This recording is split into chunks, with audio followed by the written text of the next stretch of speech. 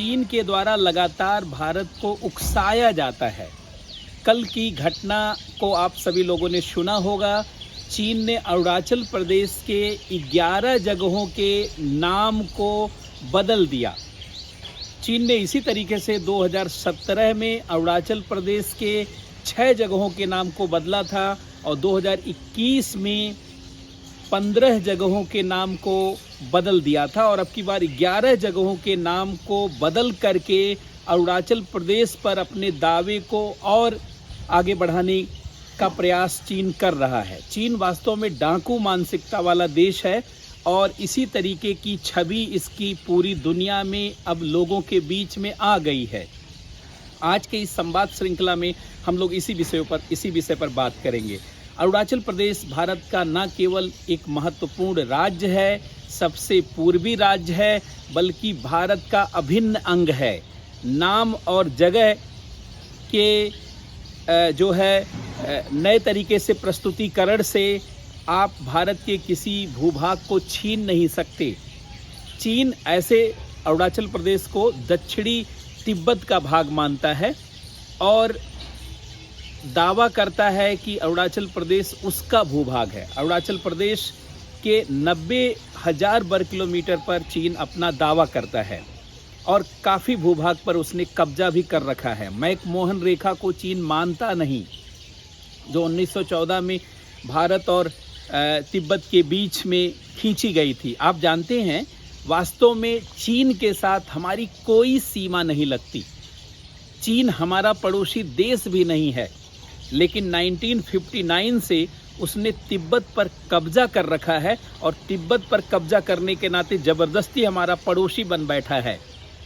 चीन दुनिया का एकमात्र ऐसा देश है जिसकी 14 देशों के साथ सीमा लगती है, लेकिन 22 देशों के साथ सीमा विवाद है उसका।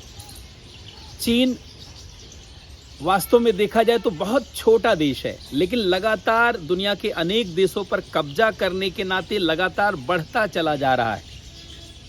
और आप देखेंगे, जब चीन 1949 में चीन का उदय हुआ माओ के नेतृत्व में, तो उसने उसी समय पूर्वी तुर्किस्तान अर्थात जिनजियांग प्रांत पर कब्जा कर लिया और 1959 पर ही उसने इनर मंगोलिया वाले पार्ट पर कब्जा कर लिया। 49 में कब्जा किया पूर्वी तुर्किस्तान, इनर मंगोलिया पर, और 59 में दलाई लामा को भगा करके पूरे तिब्बत के पार्ट पर कब्जा कर लिया। 1997 पे हांगकांग पर कब्जा कर लिया और 1999 से मकाऊ पर कब्जा कर लिया और ताइवान को भी अपने कब्जे में दिखाता है और दक्षिणी चीन सागर के बहुत बड़े भूभाग को भी पे कब्जा करना चाहता है। पूर्वी चीन सागर, पीला सागर, जापान सागर और इवन अपने क्षेत्र से बहुत दूर आकर के यहाँ बंगाल की खाड़ी, अरब सागर में भी अपने कब्जे को आगे बढ़ा रहा है। इससे समझ सकते हैं आप किस तरीके से दुनिया के भूभाग पर उसकी नज़र है। 2013 में उसने BRI बेल्ट रोड इनिशिएटिव एक कार्यक्रम शुरू किया, जिसमें उसने कहा कि हम व्यापार के लिए पूरी दुनिया को चीन से जोड़ रहे हैं, पश्चिमी यूरोप से, पश्चिमी एशिया से और अफ्रीका से और तमाम समुद्री द्वीपों से।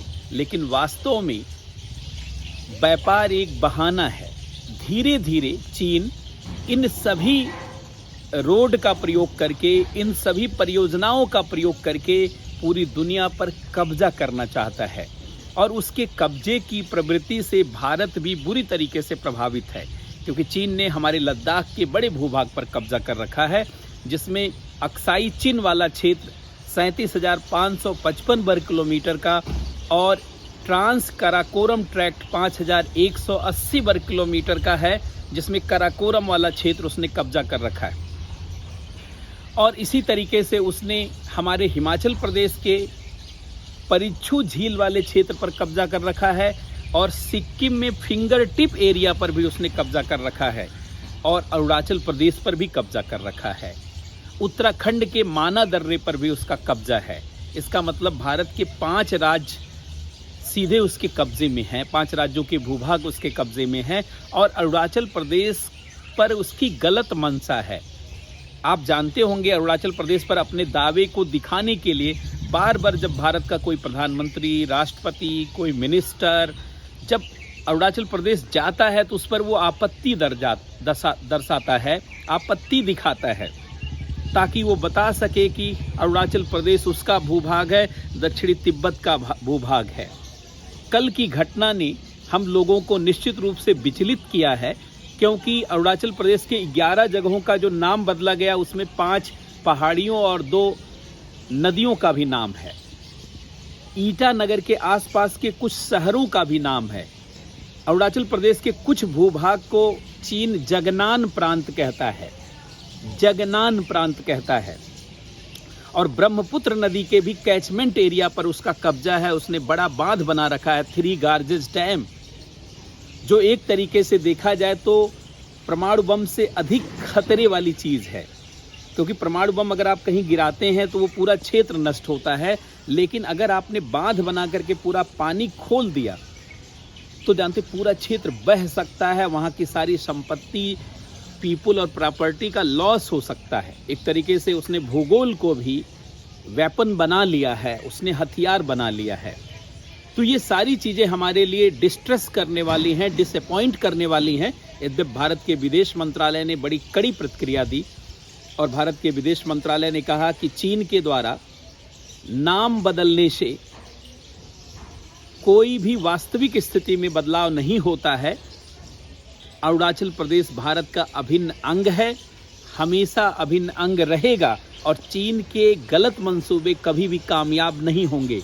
निश्चित रूप से ये भारत के विदेश मंत्रालय का ये जो कथन है, ये भारत के हर भारतीय के दिल से ये आवाज़ उठती है।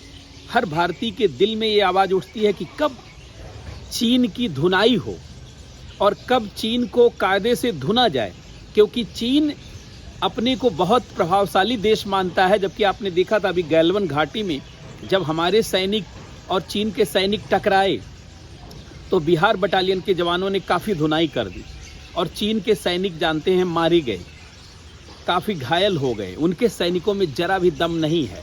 कहा जाता है दुनिया में सबसे मजबूत सैनिक भारत के हैं और भारत के अंदर खाली इच्छा शक्ति की कमी रही है, आत्मबल की कमी रही है। डर जाने के नाते हमको लगता है कि चीन बहुत बड़ा देश है, बिल्कुल नहीं है।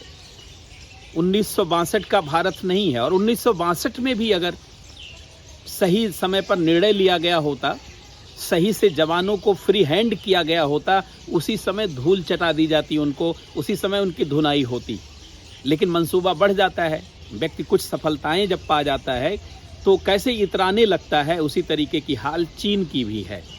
लेकिन निकट भविष्य में आप देखेंगे एक ऐसा समय ज़रूर आएगा जब हम चीन के अवैध कब्जे को मुक्त कराएंगे और एक वैभवशाली भारत के वैभवशाली भूगोल और नेशनल एग्जिस्टेंस को, राष्ट्रीय अस्तित्व को जानते हैं, सुनिश्चित करेंगे।